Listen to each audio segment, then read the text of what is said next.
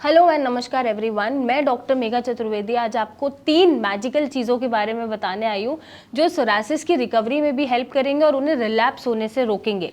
पहले ये समझने की ज़रूरत है कि जो हम 3 मैजिकल टिप्स की बात करने वाले हैं या चीज़ों की बात करने वाले हैं उसके बारे में मैंने आपको पहले शायद नहीं बताया है, और ये कुछ नया मैं बताने आई हूँ जो मैंने अपने एक्सपीरियंस में या पेशेंट को ठीक करते हुए आजमाया है, और ये मैं आज शेयर करने वाली हूँ। साथ ही साथ पहले हम समझेंगे कि ये काम कैसे करेंगे, आपके सोरासिस को कंट्रोल करने में या रिलैप्स होने में कैसे रोकेंगे। तो बेसिकली सोरासिस जब होता है तो टी सेल्स डिसफंक्शन की वजह से होता है, राइट। अब हमारी बॉडी में टी सेल्स जो होते हैं उनके साथ हम पैदा नहीं होते हैं, ये हमें एक्वायर्ड मिलते हैं। जैसे जैसे हमारी इम्यून सिस्टम बनती है हम इन्हें एक्वायर करते हैं। तो जाहिर सी बात है, हमारी इम्यूनिटी अच्छी है तो टी सेल्स अच्छा रिस्पॉन्ड करेंगे और हमें ऑटोइम्यून बीमारियां होने से रोकेंगे। तो टी सेल्स में भी एक डिवीजन होता है जिसको हम TH17 बोलते हैं। उस सेल के डिसफंक्शन से आपको सोरासिस होता है। तो समहाउ एक्वायर्ड इम्यूनिटी भी अगर आपकी खराब है या वेल बिहेव्ड नहीं है या वेल मैनेज्ड नहीं है तो भी सोरासिस बढ़ता है या रिलैप्स करता है। तो ऐसे में जो सबसे पहला मैजिकल टिप है, ये आपने मुझे बहुत बार सुना होगा वीडियोस में बोलते हुए, वो है विटामिन डी। तो विटामिन डी डायरेक्टली लिंक्ड है टी सेल से। जितना ही एडिक्वेट अमाउंट में होगा उतने ही आपका टी सेल आपके इम्यून रिस्पॉन्सेस को मॉड्यूलेट करेगा और बेटर बनाएगा और वो बॉडी को अटैक नहीं करने देगा। एंड ऑल्सो विटामिन डी जो है हमारा हार्मोनल की तरह भी काम करता है। ये एक ऐसी चीज़ है जो आपके इम्यून रिस्पॉन्सेस को बनाएगा, टॉक्सिन्स को बाहर भेजेगा, लिवर के फंक्शन को इम्प्रूव करेगा। तो जितनी भी इम्यून रिलेटेड प्रॉब्लम होती हैं या जितनी भी बीमारियां होती हैं उसमें विटामिन डी का सपोर्ट लगा के आपकी बीमारी ठीक होनी स्टार्ट हो जाती है। नेक्स्ट जो मैजिकल चीज़ है वो है ओमेगा 3 फैटी एसिड या कॉड लिवर ऑयल। अब इसके बारे में मैंने शायद ही नहीं बताया आपको, बट ये मैंने अपनी प्रैक्टिस में आजमाया या पेशेंट को दे के आजमाया। क्योंकि जो ओमेगा 3 फैटी एसिड है, एक तो वो इन्फ्लेमेशन भी कम करता है और विटामिन डी भी होता है उसमें, तो वो भी मिलता है आपको इनडायरेक्टली, और टॉक्सिन्स को बाहर भेज पाता है और आपके लिवर की फंक्शनिंग को इम्प्रूव करता है।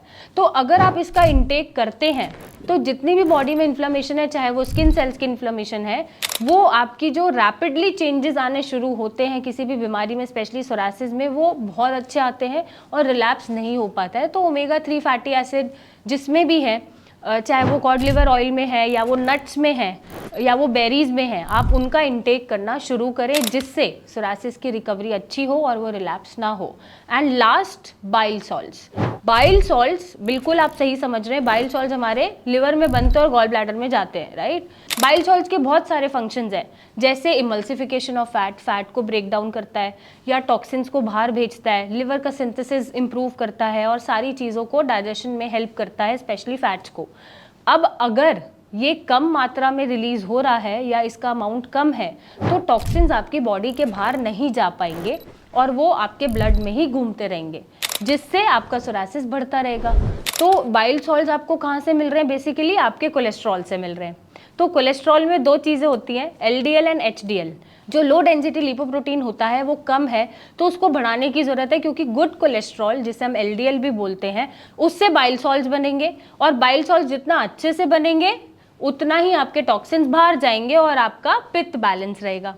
अब अगर आपका HDL बढ़ा हुआ है, LDL कम है, मतलब जो बैड कोलेस्ट्रॉल है वो हाई है, तो ऑब्वियसली जो बाइल सॉल्ट्स हैं वो एडिक्वेट अमाउंट में रिलीज नहीं होंगे, प्रोडक्शन उनका हैम्पर होगा और टॉक्सिन्स आपकी बॉडी में ही घूमते रहेंगे। तो आप पहले लिपिड प्रोफाइल कराइए, और अगर आपका LDL कम है, HDL ज़्यादा है, तो उसको बैलेंस करने की ज़रूरत है। जितना LDL अच्छा रहेगा उतना बाइल सॉल्ट्स अच्छे से रिलीज होंगे और आपके टॉक्सिन्स बाहर जाते रहेंगे। ऑल्सो आप एड ऑन करें कि कुछ अमाउंट ऑफ एक्सरसाइज अपने डेली रूटीन में, जिससे टॉक्सिन्स ज़्यादा से ज़्यादा आपकी बॉडी से पसीनों की फॉर्म में बाहर जा पाए। उससे कोलेस्ट्रॉल भी आपका नॉर्मल रहेगा, LDL अच्छा काम करेगा और बाइल सॉल्ट्स की प्रोडक्शन को बढ़ाएगा। तो ये जो 3 मैजिकल चीज़ें मैंने आज बताई हैं आपको, ये आपके सोरासिस के रिकवरी में भी हेल्प करेंगी, फास्ट कर देंगी और रिलैप्स होने से भी रोकेंगी।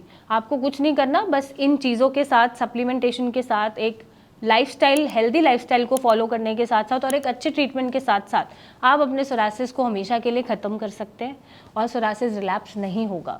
और अगर हो रहा है या ख़त्म नहीं हो रहा है तो नीचे दिए गए नंबर पे मेरी टीम से बात करें, हमसे मिलने आए और अपने सोरासिस को ख़त्म करें। Thank you and take care.